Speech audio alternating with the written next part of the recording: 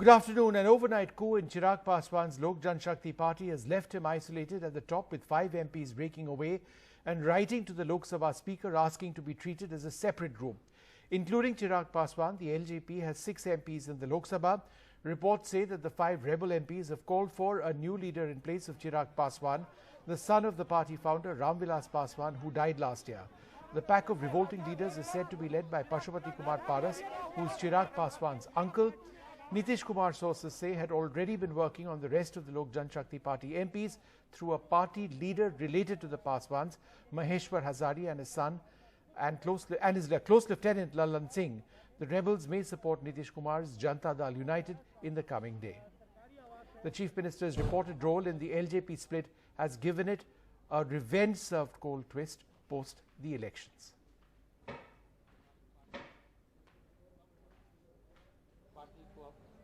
बचा लीजिए। अब हमारे दल में 6 विधायक 6 सांसद हम लोग हैं।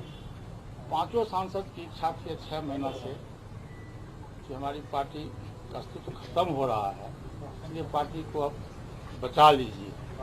तो मैं पार्टी तोड़ा नहीं हूँ, मैं पार्टी को बचाया हूँ और स्वर्गीय पासवान जी के आत्मा को शांति के लिए जब तक मैं जिंदा रहूँगा, लोक जनशक्ति पार्टी इस देश में जिंदा रहेगी और हम उसको बरकरार रखेंगे।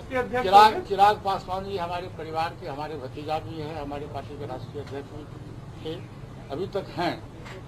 उनको कोई आपत्ति नहीं है दल में रहें, उनको कोई आपत्ति नहीं है, उनको चिराग पासवान से कोई शिकायत नहीं है। मैंने स्वयं आपको कहा कि मैं पार्टी तोड़ा नहीं हूँ, पार्टी ओरिजिनल पार्टी लोक जनशक्ति पार्टी है।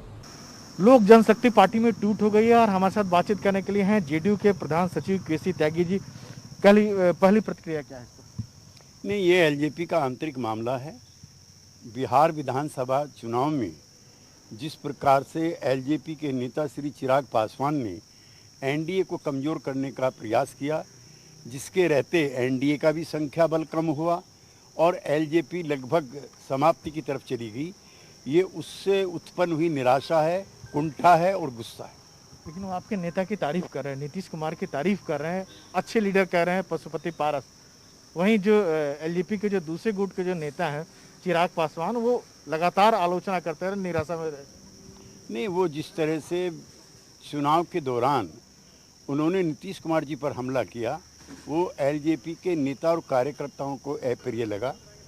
नीतीश कुमार जी पिछले 15 वर्षों से एनडीए का कुशल संचालन कर रहे हैं, लिहाजा उनके द्वारा ये की गई ये कृत कार्रवाई थी, वो उनकी पार्टी के लोगों को नागवार गुजरी, जिसका नतीजा है कि संपूर्ण एलजेपी मार्जिनलाइज्ड हो गई और उसी के विरोध में इन लोगों ने ये बगावत की। कहा यह जा रहा है कि इसके पीछे जेडीयू का हाथ है।